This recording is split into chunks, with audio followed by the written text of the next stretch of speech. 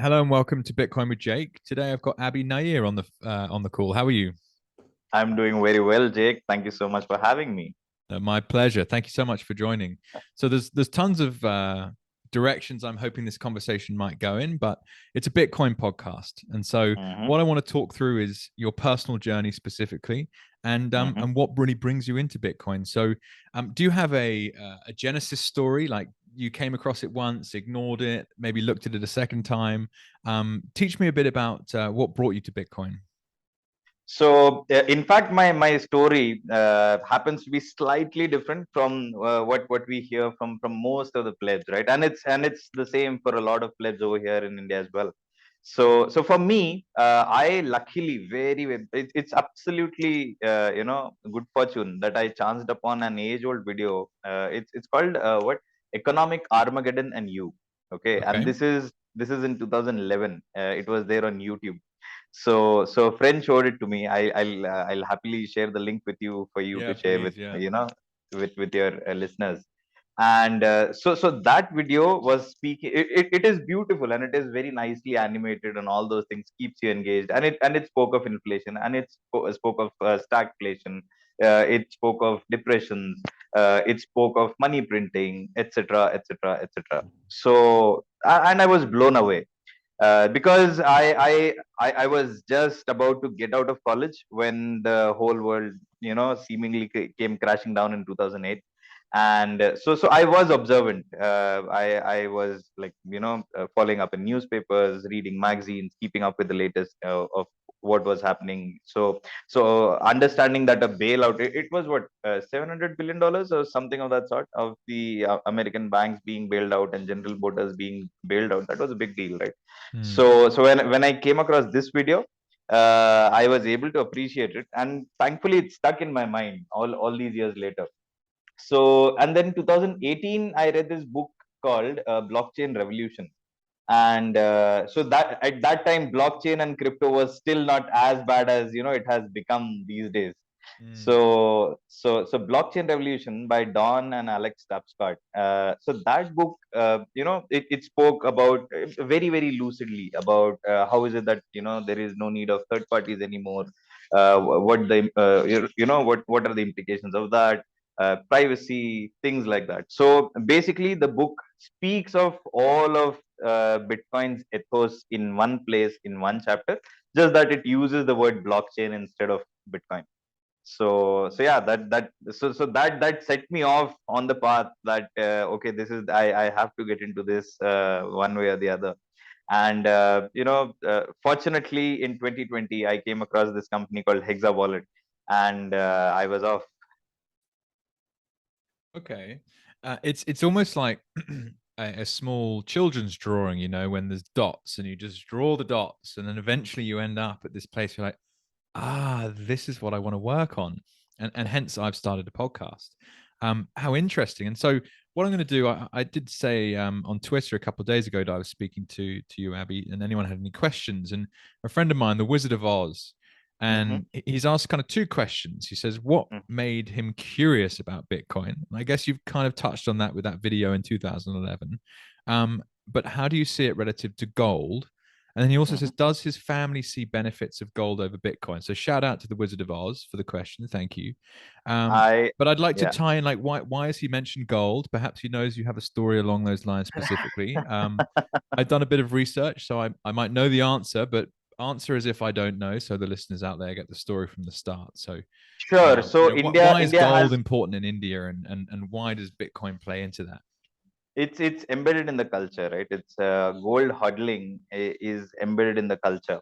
So we get to have the benefits of having had such an old civilization, that our forefathers made sure that when families were getting created, there was an influx of gold into the family, so that the family had a base.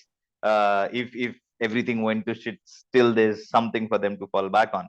And so that Now would happen at, like, sorry to jump in, Abby, but so for example, talk me through it. Like a traditional wedding, a piece of gold would be a gift, perhaps, or um, like just as simple as that. Like how would it work? it's definitely not a piece of gold. It's a lot of gold. Okay. it's it's it's a lot of gold. And unfortunately, you know, and I use the word unfortunately based on my current level of understanding of things, and I may be wrong. I'm always open to that. It generally comes in from the girls' side of the family. So Hmm. so that is contested, and you know, definitely it tends to be a burden on the girl's family, that you know, they Mm. have to spend so much of time as the girl grows up. This is very real stuff, and we are far away from Bitcoin right now. I hadn't realized we'll go this deep, but No, here no, we no. are. But this is what I find so interesting because it's contextual. I actually I haven't yet spoken to anyone on this podcast journey based in India. So these Mhm. will be very simple, high level questions about culture there that I haven't discussed with anyone else before. So forgive me if they're a little basic, but it's I think it's so interesting because it brings such good context to why Bitcoin's important in India, which we'll get to eventually, I'm sure. And Yeah. so, I mean, it's not uncommon. What you're describing is what I would see as something called a dowry.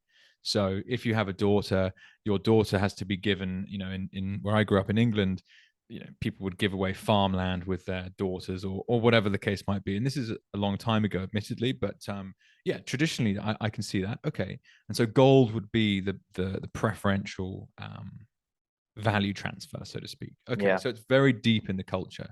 Okay, and Yeah. is that what the Wizard of Oz is talking about when he says, you know, why does your family see the benefits of gold? Yeah, so gold continues to be one of the best store of value, right? Along with real estate, whatever is case, right? Uh, but to answer his question, unfortunately, yet my family or the rest of the countries, yes, yet to make, you know, that very apparent connection between the qualities of gold and how Bitcoin, you know, offers to be better than gold in terms of Mm, transferability, etc., etc. Right. So people in the bull run, in the during the crypto bull run of 2020-21, everyone got into crypto, and people made money. People made money for sure, and then it all went to shit, and people did lose money as well, for sure. yep. But so one thing, one insight that I can bring from here, from India, is that nobody has any doubt that Bitcoin is going to the moon. Wow. When would that happen? That is a question, and why people are slightly worried of putting money into Bitcoin and just hodling, rather than, you know, day trading, those quick conversions of a little fiat in, a little more fiat out, Hmm. putting it into traditional instruments like stock, gold, obviously, land, obviously, right? Mm. So without thinking about the yield curve of stocks, and you know, combining it with inflation, that is still Yeah, the people work haven't that needs quite to be got done. there. And I don't think that's unreasonable. I mean, a wedding is a very shall we say traditional process wherever you are in the world, generally speaking, and to replace a, you know, precious metal that's been part of that ceremony process for thousands of years with a cryptocurrency, like that's Mhm. really kind of new end. Like persuading people to make a 1 or 2% allocation in their, you know, wealth portfolio is difficult enough, let alone, you know, changing how weddings work. um Gosh, cool. Okay, and so yeah, look, I'd love to focus on yourself, Abby. So what was life like growing up in India? And you know, you joined Hexa Wallet. So talk me through a bit about your professional background and how you got into that and how it all started. So growing up, the gods were kind. I had a fantastic upbringing, typical middle class upbringing, typical middle class values, right? Go to school, study well, get a job, don't travel the world before, you know, transitioning into a job. Yep. Things like that. Get an IT job, things like that. So yeah, I mean, blessed with fantastic parents, very loving, very respectful parents.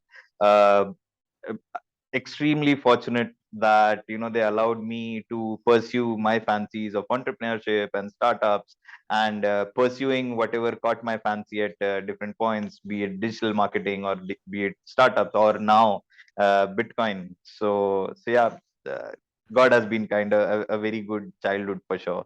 Wonderful. And I have to have a moment of reflection. I love startups too. Like this idea of entrepreneurship, like working with people that think they see the future. and they take risk and they throw everything into it and it then doesn't work, and then they go fuck and they go back and they get a job for a bit and then they start something else. It's this really exciting type of character that gets involved in these type of things. So talk to me a Mhm. bit about that. So which were some of your favorite startup projects that you went through, and what do you learn from those? So, uh, if so let me take you to 2013, 2014, and I was always into reading books, and so reading books got me into reading nonfiction got me into reading biographies and autobiographies, and that led to reading about all these startup CEOs, etc. So I absolutely enjoyed reading Richard Branson's autobiography, Losing My Virginity. So I know the jury is out on Sir Richard Branson today, and people, the general sentiment that at least I'm hearing in my circles is he's, there's a bit of a anger against him. I haven't researched that why so, but the book is fantastic, and that the book is very highly recommended from me. And the concept of him saying have fun, whatever it is that you're doing, aim big, have fun, stuck around. Google and Facebook as well. So there is a fantastic book called In the Plex by Stephen Levy, which talks about the first 10 years of the foundation of Google. So Sundar Pichai, the current CEO, comes in much later in the book. He's an Android dev, and then he starts leading Android. He hasn't become the CEO back then. Mm. So yeah, there's a fantastic book called Business Model Canvas as well. So I'm sure you must have heard of the Canvas itself, Yeah, but there's a book. I've done that, the lean canvas. Yeah, yeah. Yeah. So Business Model Canvas again was a fantastic book. So I have been observant of startups because I've had the good fortune of having fantastic mentors in my life at various points of time, and they pointed me towards entrepreneurship and the startup ecosystem. So both locally and globally, I've been observant. There is a fantastic success story. Uh, Born, and it has grown in India, called Redbus. It's a bus ticketing platform, as simple as that. And Wow. the founder of the company, Fanindra Sama, was working with an IT company. He wanted to go home for a big festival called Diwali, and couldn't get tickets for it. The dude decided to make a company out of it. Wow. Wow. And so So extraordinary when you think about A, the power of software, but B, India's 1.1 billion people. And how yeah, many people in India have smartphones today? the smartphone penetration over here is insane. Uh, I That is something I can definitely assure. Like, I mean, if what, you like go to, 50%? I mean, I'm sure more than 50% for wow. sure. Wow. Yeah, but you go It's to villages, people insane, isn't have it? smartphones. Yes, yes. You go to villages, you go to rural areas. The reception, the network is fantastic. Yeah. You And you they've got a get you get smartphone. three. Yeah. You get 3G, if not 4G, Wow. and beyond. And everyone has got smartphones. Smartphones over here in India are relatively cheap. So everyone is plugged in. Everyone is on TikTok now. India banned TikTok because of the relations with China, but everyone and their mother and their in-laws are doing, Instagram reels and YouTube Wow. shorts, and yeah, that's And sorry, happening. and so Abby, did you start a company yourself, or you've always worked within startups? So I worked with startups, and then I started freelancing, and I came across Hexa Wallet as a freelancer. So I started Okay. freelancing with Hexa Wallet. Hexa used to be one of my companies, and then I jumped in headlong. So Perfect. that's Perfect. what happened. And sorry, so and you're a developer, I guess, or what No, I'm skill not. skill set? I'm a mechanical engineer. Okay. Okay. Well, look, you brought us nicely to Hexa. Let's talk about that for a moment. Teach me about Hexa and what you guys are doing there. So Hexa, it is a wallet that has been, built with proper Bitcoiner principles.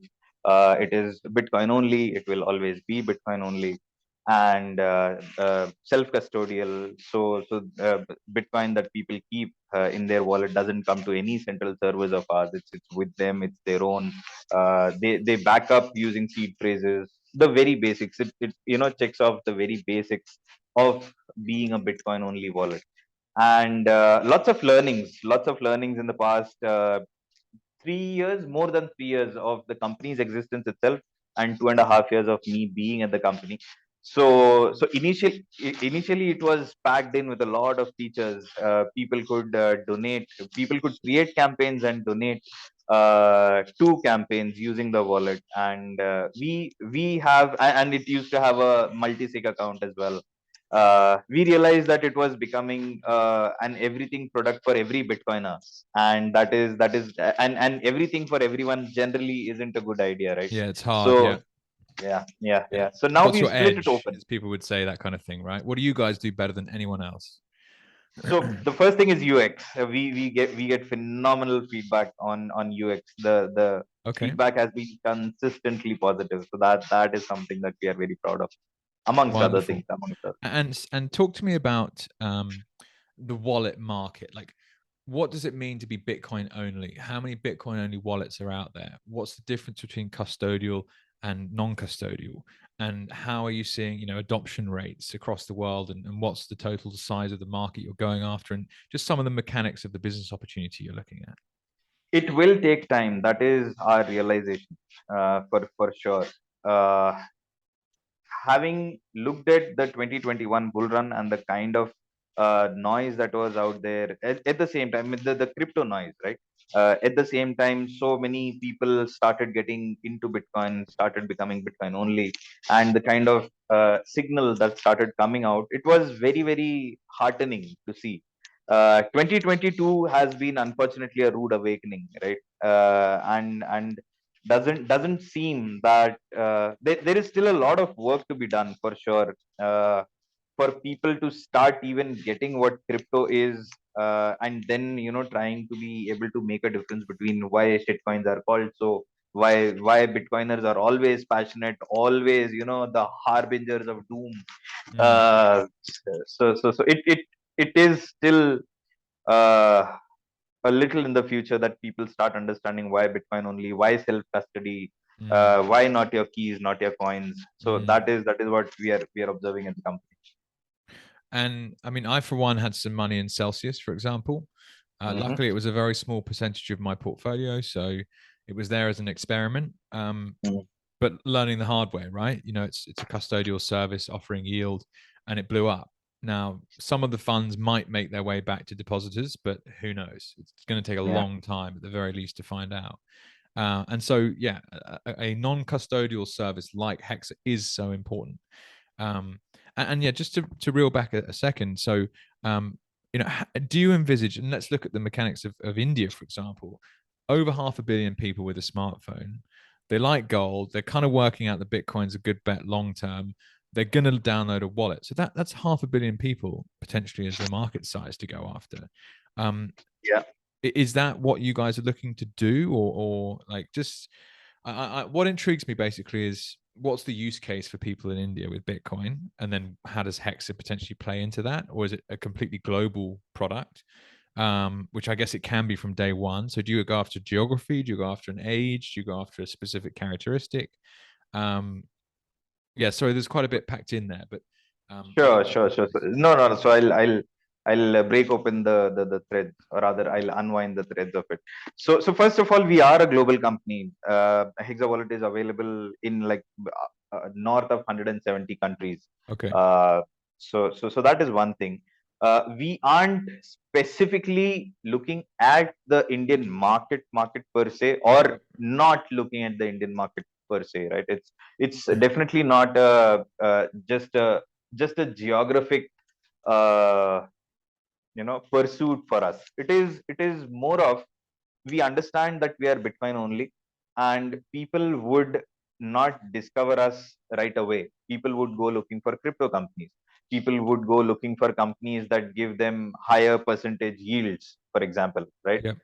So for us, it is about doing a very good job of being a Bitcoin only wallet, speaking with Bitcoiners, introducing Bitcoiners to the wallet, gathering their feedback, Mm, and then taking it from there, taking in their buy-in, right? And that, yeah, okay, this makes sense. It checks off all the boxes that, yeah, privacy is taken care of. Yes, it is Bitcoin only. Yes, I enjoy using it. Yes, it has some features that I want to use as a Bitcoiner. And then hopefully it starts cascading into Bitcoiners recommending the wallet to their new coiner friends, Correct. Yeah. and crypto curious friends, etc., etc. So that is it. Okay. And what I love about that, just to reel back to, your interest in startups and entrepreneurship, is Bitcoin is global. Bitcoin Mm-hmm, doesn't care where you're from, doesn't care how old you are, doesn't care what sex you are. And therefore, the market size for software products is absolutely massive and mm-hmm, a huge opportunity to go after. Final question on Hexa, and we'll get mm-hmm. into some other bits. But as a wallet, how do you guys make money? So as a So company, where do you make your revenue from? sure, sure, sure. So one thing is, I mentioned that we had a multi-sig account, right? So and we are in the process of breaking open Hexa Wallet into three products. Hexa continues to be a product with a single sig account, and it would be a very very basic wallet for Bitcoiners to on ramp their no coiner friends or crypto curious friends. We are tied up with a few exchanges, and when people purchase through the wallet, there's a bit of a cut that comes in for us. Okay. So that is one thing with Hexa.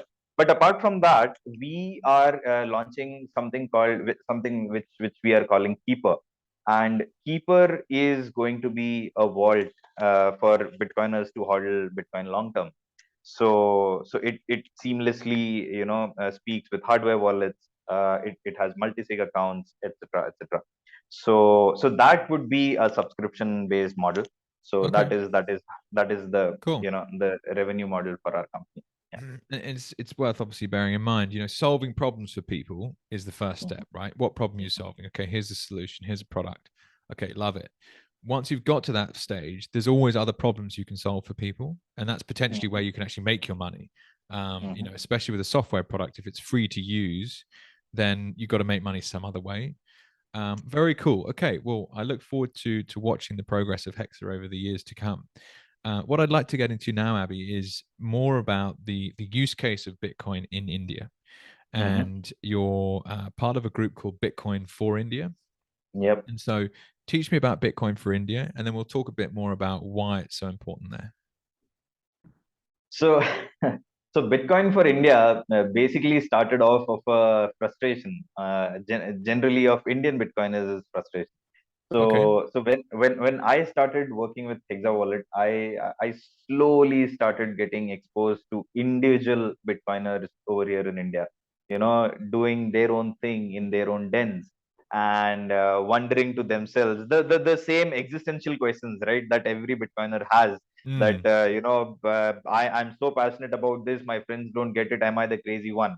I generally get called the crazy one, but am I? yeah. And not having anyone to as a sounding board, and not having anyone who gets it you know Yep. Yep. so slowly I came in touch with a couple of people who are doing their own thing, contributing to the Bitcoin core, reaching out to people overseas, in Europe, Yep. US, etc., uh, being part of Discord groups, but not really knowing Indian Bitcoiners per se, right? Hmm. And when I showed up in their lives, it was as if floodgates were opened, and people were like, "Oh my God, finally someone with whom we could speak." And we did not know that there are other Bitcoiners over here. This is 2020, by the way. Yep. This is not 22. So so so then we were like, okay, let's have a Bitcoin only meetup. Let's see the response, and the response was tremendous. Wow. So this was in February this year, 2022, and people came from all the parts of the country. One look at the map and you know that we are a ginormous country, right? Wow. People came from all parts, all modes of transport, from flight to boats, Wow. Wow. And sorry, so Abby, where did you host the Bitcoin meetup in India? Mumbai. Mumbai. And is Yeah, that where you're yeah. based? I am based about 300 kilometers away, inland from Inland Mumbai, from there. a beautiful city called Pune. Okay. Yeah, it's such a huge place, India, isn't? I've been lucky to go twice before. Actually, I did motorbike trips in Awesome. Kerala and also up in Kashmir. But yeah, Uh-huh. I'd love to go back more in a kind of business perspective. I was only kind of 20 at the time when I did that. Hmm. Um, I okay, speak so the language, by the way. So my surname Nair, we are Malayalis. But okay. my roots are in Kerala. Oh wow. Yeah, we had an amazing trip. We drove right up through the Western Ghats Hmm. for about 8 days, about 1,500 kilometers on Royal Enfields, Hmm. driving through all the tea plantations and camping and stuff. It was amazing. I loved it. But this isn't about me. This is about yourself. So, okay. So teach me how many people came to your Bitcoin meetup in Mumbai, and of those people that came, why are they so passionate about Bitcoin? Like, what is it that was remiss in their day lives that they need it for? And what makes you so excited about Bitcoin for India? So, so what made people come is probably, something, in my opinion, is very common amongst Bitcoiners. Bitcoiners, by the very nature of what Bitcoin asks of you, which is hundreds of hours of research and Yeah. study, etc., etc. You have to put in the work, right? So you can only do that when you yourself have certain north stars, certain policies that you live life by, and you have seen things and you have questioned things, and you're curious by the very nature, right? Mm-hmm, mm-hmm, And so I think curiosity is the first thing. It definitely was for me, for mm-hmm, sure. And this is a hypothesis. So Bitcoiners tend to be an emotional bunch, right? All of us, we tend to be passionate. So Bitcoin is a fantastic outlet for passion to be indulged. So that is another thing that I think gets people into Bitcoin. But especially in India, I wouldn't say it is the uh, this phenomenal need of overcoming inflation and getting away from inflation, uh, that is that brings people to Bitcoin in the first place. I don't think that's the case, in my opinion. it's not. Okay. So what brings people to Bitcoin? I mean, is it? Your video seems to be stuck, Jake. Yeah, it's slowed down a touch, hasn't it? Can you hear me now? It's sped back up for me. Hopefully you can hear me. I can hear you clearly, but I Uh, can't see. I mean, the video don't is worry. stuck. It's I only release this on audio anyway, Abby. So the picture doesn't matter. Um, Hmm. okay, because I was assuming that in India maybe it's difficult to get a bank account, or the credit card market doesn't work well, or there's some other issue with the existing financial system that means that Bitcoin is actually very useful. No, on the contrary, it all works smoothly. We are right up there with digital payments and things like that. Uh, Everywhere you go to the smallest of shops, kiosks, etc., people have QR codes. Okay. You scan the, yeah, merchants are having QR codes across the country, because we had a demonetization event. I think this was 2016 or 17, Hmm. where overnight the currency was demonetized, right? So people had to scamper a little. And it was very heartening to see, at the same time scary, for obvious reasons, that people were nimble, and people Hmm. immediately transitioned into paying digitally, rather than standing in front of ATMs for hours on end to get their cash out. And so so, so can you give me some more details on this demonetization event? Because I do remember it. There was a certain rupee note that was taken out of circulation or something, wasn't there? I can't remember the value, but it was most of them were replaced. just Hundreds, removed. yeah, hundreds, 500s, thousands. Wow. Those were the denominations And it's moments overnight. like that, isn't it, where when governments behave in such a aggressive way, people slowly but surely do get pointed towards Bitcoin, don't they? Because, well, hang on, I was using this type of money for my lifetime, but now it doesn't work. I need something else. What do you think was the Hmm. main impact? So, obviously people don't want to get stuck at an ATM trying to get money out that they can't use. So they were driven Hmm. online, were they? And was Yes. Bitcoin a benefactor of that, or other services at that stage? No, unfortunately not.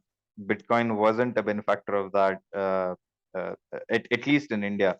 People went online. Everyone became digital. Everyone started having fiat wallets in their phones. Everyone Yeah. started using QR codes. So that was, it was scarily seamless. The transition happened within weeks, because digital payments and digital wallets were just upcoming at that time. Hmm. Overnight, they were everywhere, but Wow. people did not make the connection between what was actually happening. And do you think that the government was working in connection with digital payments providers to push that process? Like, what was the reason for the demonetization event? That's uh that's the floor. That question is, the floor is lava question, right? Yeah. So I wouldn't want to venture that deep into answering that question, based on my limited understanding, Sure. uh, for sure, right? uh, but at an individual level, I don't think that governments were working hand in glove with digital payment companies to push this process over here, because the landscape of digital payment companies over here in India is wide. Mm. And I am so far to see the government specifically pushing for a particular product or two particular products. Yeah. That hasn't happened yet. Yeah. No, I must kind of go along with you there. Sorry, I wasn't pushing you to be judgmental or conspiratorial versus the government per se. It's often a human error that leads to a scenario rather than a predetermined kind of nefarious deed. That, Hmm. like, to me, that immediately is like, hang on. So would the government not push people into digital payments on purpose because of that? But obviously that wasn't even a discussion at the time. It just looks like it might have been in my understanding of this conversation we've just had. um, wow. Okay. So let's continue a little bit along the lines of what it's like in India. So, why do you think people are excited about Bitcoin? You mentioned that people know it's going to go to the moon; they're just not sure when. So, what is it that really gets people excited? The fact, so this is a conjecture based on my first hand experience of having observed people interact with cryptocurrencies and talk about cryptocurrencies, right? There is a lot of momentum around crypto, and people in all their KYC platforms, they can see that Bitcoin is right at the top, Mm, and it doesn't budge. Everything else below Bitcoin, okay, apart from Ether, everything else is in churning away. Sometimes you see some shitcoin with 450% markup. The other day it's down, the second day it's something else, right? But they've seen that Bitcoin is the most stable cryptocurrency out there. The world call it's volatile. It happens to be the most stable. So people know, and it's not that people don't understand it. It's just that they are not in it for the long haul, because they have to take care of their retirements. They have to take care of purchasing the next shiny new object, like all typical human traits that have formed over the years due to insane marketing and yeah. culture specific nudges. So Well, and this is one of the cool things about being a Bitcoin only business such as Hexa, and why I would, as I build my podcast, ideally work only with potential sponsors that are Bitcoin only. Is that, let's say you have a contract with Coinbase. Well, you're basically sending anyone that you persuade that Bitcoin's a good idea onto um, a really fun, online casino, essentially, with all these other things that might go up faster than Bitcoin, that are really easy to buy, really easy to sell. And it's just human nature, isn't it? We like gambling, and yep, that's basically what this is. It's we like money. We We like like money, money. yeah. And I mean, how I look at, in a sense, basically every other crypto project except for Bitcoin is they're startups. They are a software business that was able to print their own money, which is a digital coin, and they can control the amount of these digital coins, and they can send them to themselves before they send them to anyone else first, and then they can Yep. pay whoever gives them some money to create the business in the first place, a marketing budget to get Cointelegraph to talk about how amazing they are at building a slightly more environmentally friendly Bitcoin or whatever. And Mm-hmm. suddenly, a Ghana smartphone in Melbourne is buying it at the same time as a Ghana smartphone in Mumbai. And you've got this global marketplace of people all chasing this same kind of greed, basically. It's quite Mm-hmm. incredible to watch. And I guess that's where, something like Bitcoin for India comes in. So uh, you've had your initial meetup in February of this year. Mm-hmm. Are you guys going to look to develop this into like a proper conference? And what's the future like for this event? So we had a proper meetup in February, and that was amazing. And slowly, but suddenly, in fact, the people started, popping up in all different cities across the country, saying that, "Hey, I'm a Bitcoiner. I would like to, facilitate a meetup. How do I do it?" Wow. And we were like, "Go ahead and do it. Yeah. We are happy to announce it, right? Yeah. We are happy to support you digitally. uh, Take it and do it the way you want." So we've had meetups in 12 cities now. In fact, it has been continuously happening. It hasn't stopped in February. It was not a once and done thing. Okay. And we are actually having a conference in the month of November, 5th and 6th of November. It's in Goa. Yeah. You may have visited the state, or Yeah. I rather visited union Goa. territory. Yeah. Yeah. Yeah. On my first trip. Mhm. Okay, cool. And so it's a few days, and you'll have different speakers, and you have to pay to attend, I guess. Yes, but we've kept the ticks very nominal rates. We want Okay. people to come in and explore and understand. Yeah. And so when you start an event like this, what do you hope to come out of it? And I would imagine, high level as you're looking to educate people, but um, as entrepreneurs, there are obviously opportunities to put together a business-minded person with a tech-minded person, and suddenly a company comes out of it. What are some of the output that has been created as a result of the kind of network you've started building?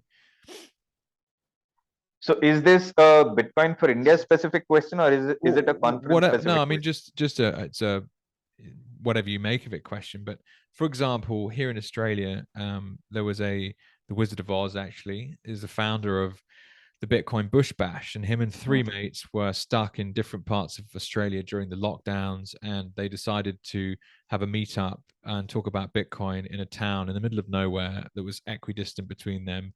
They put it up online saying we're going to meet at this place, and they had 40 people turn up. And I mean, for Australia of 20 million people, that's quite a lot, and all the distances are very big. So um, yeah, they now do three per year in three different states. And I went mhm. to one, there's about 80 people rocked up. Um, and it's a community that's growing. And I can see how from that community, the cool part being, as you mentioned before, there was a sense of proof of work involved in even being there. So you had to drive 4 hours out of Melbourne to go to the one I went to. Some people had come from all across the country. And I can see an opportunity where, when talent comes together and meets and makes friends, ideas get exchanged and basically companies get built.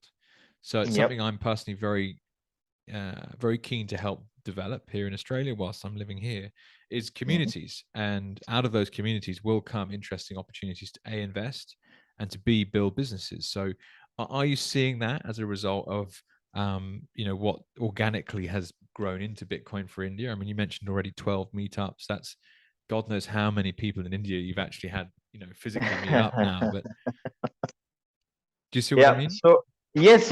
Now I do. So let me answer it from apart from the conference things Yep. that have been happening, and then let's move to the conference. So yes, for sure, right? In 2020, the kind of question that an Indian Bitcoiner used to have, that am I the only one, or are these five other people that I know in four different states? are the only people out there, that isn't question anymore, right? Because people know that there is a very very vibrant community, Bitcoin community over here in India. Wow. There are Telegram groups, there are dedicated Telegram groups, and this is not just B4I. There are many other dedicated Bitcoin groups out there. So shout out to a very dear friend of ours, Raj Maitra, and he has got a Telegram channel called Bitcoin Only India. I'll be very happy to share it with you. Sure. You can take a call to whether to put it on the show notes or not. But Yep. love the guy, love the community. So they have been putting in a lot of efforts connecting people. Before I only contribute. So now people know that yes, not only am I not alone, not only am I not crazy, but on the contrary, there are a lot like me, and there are a lot many people who are working on a lot many products. There are lawyers in the ecosystem. There are journalists in the ecosystem. There are obviously developers in the ecosystem. I myself have a marketing background, so I come from a marketing bent of mind that Yep. hey, Bitcoin needs to, people need to know Bitcoin. So They do. They do. Absolutely. And that's the funny yeah, thing about it is you become, and here I am with the Bitcoin podcast, talking to yeah, people all over the world about Bitcoin. I'm so fascinated that there are these different groups in different countries that have previously had nothing connecting them at all. yeah, Suddenly they do. yep. Why? Like, why is everyone converging on this new thing? And that to me is fascinating, and why I started it. Okay, so there's been it's interesting because what you're telling me is that the Bitcoin only scene in India it's much earlier than I thought. I thought it would be much bigger, Hmm. in terms of how you're describing. So in many ways it's the same with here in Australia, I guess. Um, okay, and so from the conference, then let's go through to that, and then opportunities that are coming out of that. Are you seeing businesses that might get built as a result of putting these people together? That's the hope, right? That is always the hope, but that is still a little out there. uh, if we are able to physically show Indian Bitcoiners that hey, here's your community. There are a lot of us out here who think exactly the way you do, who believe, who have the same value systems the way that you do, and we are all just a phone call away, just a telegram away, just a Yeah. Twitter DM away. That itself would be something phenomenal to have achieved from the first conference, is my opinion as an individual contributor to the B4I conference that we are conducting. Okay. Yeah, so it's that's the hope, isn't it? Is that when you are able to pull these people together, then who knows what might come out of it. And we have And a tech track, we have parallel tracks. So one is that there's a main stage where there are a different set of people, and there is a tech track is also happening. okay. So it goes into the deep technical aspects of Bitcoin. So yeah. And so yeah, in my experience of India was a funny one in the sense in that it was incredibly developed, more so than I expected, and especially how you describe smartphone adoption. It's crazy, right? But then at the same time, there was these really rather amazing old school bureaucracies that just kind of seemingly slowed things down. So, talk to me a little bit about the environment as an entrepreneur in India. And is it easy to set up companies? And is the government very on board with entrepreneurship and helps you to do it and facilitates things as much as possible? And then more specifically, Bitcoin. Like, how does the Indian government look at Bitcoin companies, and are they making life easy to set up companies with Bitcoin, as the major product within it? I know here, for example, in Australia, one thing that would, worry me setting a business up here is, are the government actually going to let you flourish as a company? And, will they even really let you get going? I'm not sure. Now, obviously, you're just a software business, so you could move Mhm. to Malta tomorrow and they'd lose everything. So I think there's an interesting game theory playing out in We are general. registered in the UK, Um, by the way. So our team is Indian, is but that the right? company So is Hexa registered. Wallet's Yeah, registered in the UK. Okay. yeah, yeah. And there you have it, right? A software company that's got manpower in a country that might not be very open to having you there. And you what? It's a workaround. It's not Okay, so that adversarial. It's not that adversarial for sure. It isn't, because see,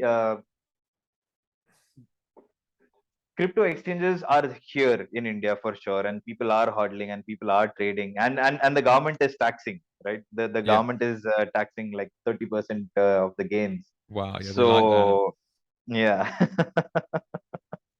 So it isn't all adversarial. It is not the governments versus the crypto Yeah. bros or the Bitcoin bros. It is not there yet. Hopefully it won't get there. Hopefully we'll be able to uh, a better sense would prevail, and we start seeing Bitcoin adoption for all the right reasons, rather than people's store of value and people's savings getting eroded away and Mm, civil war breaking out. Like if you look at the condition in Sri Lanka, our neighbors, right? it wow. is so it is so sad, right? It is so Yeah. sad.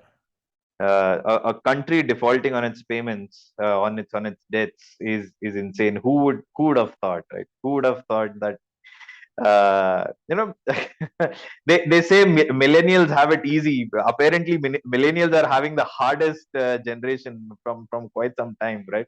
We've seen a Yeah. pandemic, we've seen countries defaulting on their debts.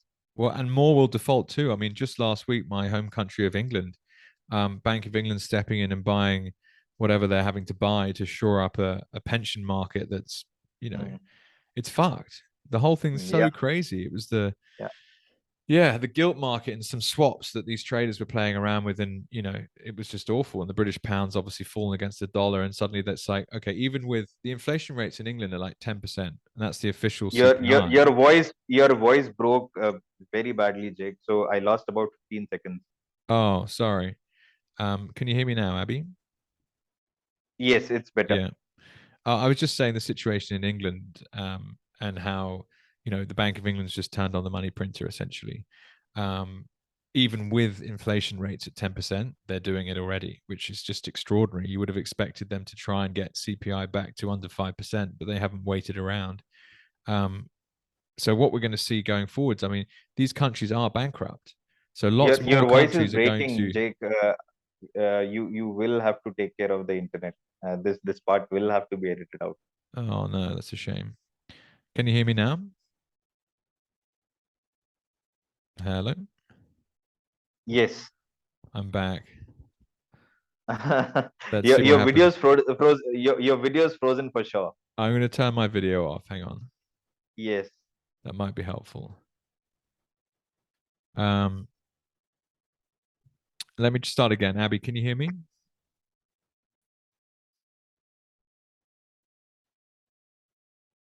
You've turned your voice off as well. No. But I got a call and I cut it. But Okay, yes, I okay. can hear you clearly. Great. Sorry. We were just talking about countries defaulting on their debts. And I think the chances are that there'll be lots of other countries that default in the very near term. It's crazy. I mean, who's next? I'm not sure. But to see the Bank of England turn on the money printer last week when inflation's still running at around 10% was crazy. Teach me a bit about the economic situation in India at the moment. What kind of inflation rates do you guys have there? So the official numbers keep flitting between 7 to 10, but it's definitely way beyond that. Yeah. So me being a Bitcoiner, me being a marketer, having observed rates and how people sell things, etc. I've this has been a personal exercise for me, that I've been going to stores, and I've been very observant of prices in these past 2.5 years. Yep. And I also speak with merchants. I ask them, okay, so what has happened to your margins? What do you think? By what percentage have the prices gone up? People generally answer between anywhere between 15 to 25%. All commodities have gone up. Wow. Yeah. It's still not as bad as some of South American countries, like maybe Venezuela or Argentina, Yes. what at least based on the news that we are hearing. Turkey, for example, or Lebanon, for example, it's Yeah. it's not that bad. But yes, people are feeling the squeeze for sure, but it's still at the level of a squeeze. rather than something that would make them squeal and Yeah. starting to revolt. We are far from revolting. That we are seeing these videos coming out of people going to banks with guns, Yeah. wanting their own money, right? Yeah. uh, uh, Thankfully for us here in India, the situation is not that bad yet, and Yeah. hopefully it doesn't get that way. No, and I hope so too. It's horrible when you see those stories. I would agree with you in terms of like a 15 to 25% inflation rate. I think you can almost double the government CPI rates, and that's kind of roughly where it is, for the Hmm. UK, the US, Australia as well. And you're right, it's not the kind of 2 to 5% that you don't really notice. It's like it's clearly the prices are changing, but then it's not enough to, sit on the street and stop going to work and all the rest of it. But we're also fortunate to have done our research when it comes to what inflation actually is, what drives it, how do you protect yourself against it. But the average person, has no idea basically. And that's what's so nefarious about it. It's a very insidious government policy that it taxes you via stealth. You don't know that it's doing what it's doing, and it allows governments to continue to pay for things that they don't have the money for. And it's Hmm. it's an interesting one. I mean, that's really what Bitcoin's doing. It's disrupting central banking as a business model, and it's going to completely change how governments are funded in the future. This is still a long way out, obviously, but it's amazing to consider what might happen. So, and on that, then let's just go down that vibe for the last 5 minutes, Abby. So, how do you see Hmm. Bitcoin and its impact on India in the future? uh, I see, what I feel is that people here are people know cryptocurrency for sure. uh, and they need to start seeing Bitcoin as a store of value, and that hasn't happened yet. Okay. They understand that it is like I mentioned, right, that it is stable, compared to other cryptocurrencies. Everyone knows that it will go places for sure. Whether other shitcoins survive or not, that is also something, an awareness that people have. uh, Having said, we are still some time away where people understand that that they should be shifting their Bitcoin out of exchanges, taking self custody, things like that. So the future is good for sure, and when it comes, it will come suddenly and seamlessly. Of that, I do not have a doubt. So those would be my comments for the near future, like maybe the next 3 years or so. And I'd like to just chime on something there. So, why do you believe that it will come suddenly and seamlessly? Based on the demonetization phenomena, right? The way people went to digital payments was insane. Yeah. And it was beautiful to see that people didn't really struggle that much. Obviously, people who had cash stashed away, they had a hard time. Goes without saying. But generally, the masses, the merchants, people who had to take payments and people who had to give payments, they neither of the party had to line up in front of ATMs, Yeah. for hours on end. So people from dealing in cash immediately, like in a matter of weeks, I'm not even saying months, in a matter of weeks, had apps installed in their phone, had QRs printed out, displayed on Wow. the walls of their stores, etc., etc. So that gives me hope that once once the bear market is done and the sun starts shining again, uh, people would be able to uh, you know uh, make a seamless transition, Mm. unfortunately into crypto, then into Bitcoin. Yeah. And that's our job, right? That's our job as Bitcoiners, that we continue educating people about why to be Bitcoin only, the values of Bitcoin and things like that. I couldn't agree more. I think it's one of the most exciting things we can spend, the next 10 years of our lives doing is teaching people about the difference. And we can more than likely build businesses around that project, basically, which Hmm. is really, I mean, it's so exciting to me. It's what gets me up every day. And there'll be so many cool opportunities that come from that as well. Yeah, okay. So I see what you mean. So that the digital payment adoption was so fast. You think the same Hmm. thing will happen when Bitcoin really kicks off. And of course, Yep. with that, one would expect a huge spike in demand for coins and therefore a price rise, which in itself is Hmm. that kind of self-fulfilling number go up type technology philosophy that I like so much about it as an investment opportunity. The more people get interested, the more the price goes up. Um, Hmm. because of the fixed supply. Yeah, very cool. Well, Abby, listen, a whole hour's flown by. Thank you so much for your time. I've really loved getting to know you a little bit and hearing about your story. My last question is pretty simple. Where can people get in touch with you? The best place is Twitter. My handle is Abhilash Nair 11, 11 because that's the year I made the handle in. And yeah, the DMs are open. Shitcoiners won't be entertained. Bitcoiners would have a red carpet, red carpet welcome. So that's how it is. Brilliant. Well, Abby, thank you so much for joining Bitcoin with Jake. Really appreciate it. Give us a shout if I can ever help with anything. Thank you. Absolutely. Thank you. Thank you so much for having me, Jake. This has been fun. My pleasure. My pleasure. Thank you.